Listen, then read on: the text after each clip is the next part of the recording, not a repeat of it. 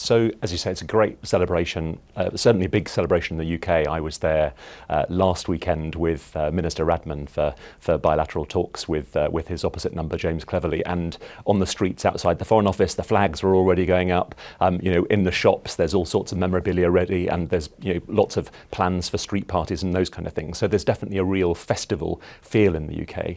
But of course, the big focus today is going to be on Westminster Abbey, and I think you'll see a really interesting mixture there of tradition and modernity. So tradition, I mean, this has been the site of coronations of English kings for 1,000 years, since 1066. There are many elements there which will have been familiar to Charles's many predecessors, whether that is the coronation chair from 1300 or the crown which was made for the last King Charles in 1661.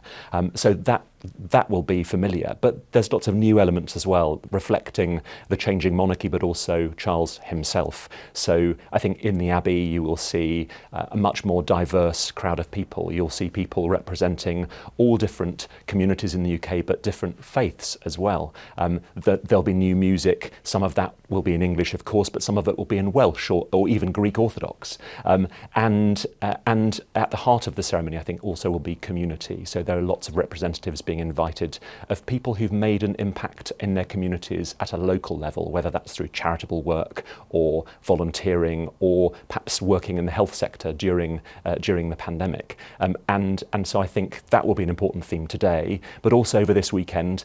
Tomorrow night there's going to be a big concert, and then on Monday, there will be this what they're calling the big help out. So the King is encouraging communities to come together to try volunteering, to try organising charitable things in their communities as part of making sure that the monarchy remains connected with the people. Yeah. I mean, so you mentioned the oil. I mean, that's one example, and I think today I'm not sure how acceptable it would be to use the whale oil that was used in previous coronations. So it makes sense to have an oil which reflects today's modern society, but also it comes from Jerusalem, comes from the Holy Land, and that reminds us of the important part that faith plays both in this ceremony, but also for the King. As you say, that there will be a real mixture of modernity and tradition. So alongside all the many heads of state and government and all the dignitaries from all around the world, and it's important to remember that Charles is being crowned today not only as King of the United Kingdom, but of 14 other independent countries as well. Exactly. Well, not the Commonwealth. They come separately, but these are independent nations who still have the King as their head of state. But alongside them, as you say, many representatives from communities will hear new music and things. So alongside some of the anthems that have been used for generations, we'll hear newly commissioned music. I think Andrew Lloyd Webber and other composers have come up with 12 new pieces. So there'll be that really good, really nice mixture, I think. So I think inevitably there's some discussion around Prince Harry after his book and various other things, and whether he's invited to the coronation. I think my sense is first of all that people are very pleased that he will be at the coronation, but I think honestly most people in the UK are focused more today on the ceremony itself, because this is important national coming together. I think it's partly about recognising that tradition, that history of monarchy is one of the things that binds everyone in the UK and the different nations of the UK together, but also at a time when we live in quite a divisive world, political arguments, culture wars, all those kind of things. And I think there is an important role for the monarchy in being above that, the King being a non-political figurehead, a unifying symbol, a unifying force, who is above day-to-day politics, who can engage on important issues that matter to all of us in today's age, whether that is about looking after the environment and sustainability, whether it's about looking after our communities, whether it's about interfaith relations, whether it's about giving opportunities for young people from all backgrounds. So I think, in any democracy, and it's important to say, of course, that our monarchy has evolved over these hundreds and hundreds of years into being a constitutional monarchy where the monarch gets his authority from the people and from Parliament and governs with the consent of them. And I think that's important. I think people.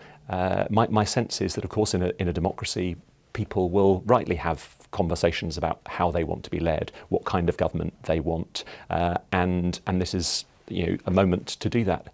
But as you say, the opinion polls and my sense of the country as a whole is that they are very comfortable with the idea of living in a monarchy, and partly that's because it is an important unifying force.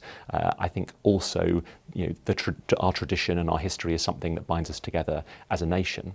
But also, as I say, I think we all feel as though we live in a particularly divisive age, an age when we're asked to pick sides all the time, when we're sort of looking for arguments that divide us. And I think people like the fact that there is a non-political head of state who is engaging on issues that matter to them, whether that is how youth will have opportunities in the future, whether we will have a planet to look after, to live in generations to come, how different communities will get on and come together rather than seeking division.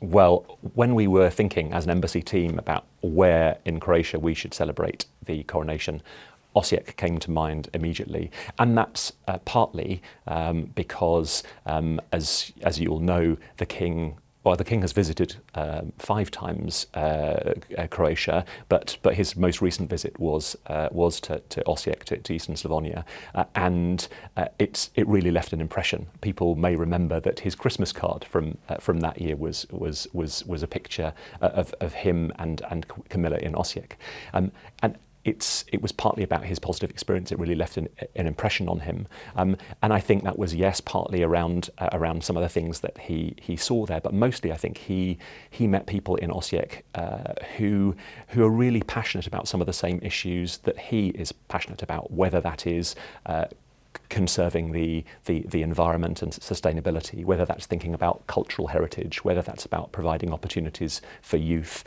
whether it is about interfaith and intercommunity dialogue, those things that matter, so it really resonates.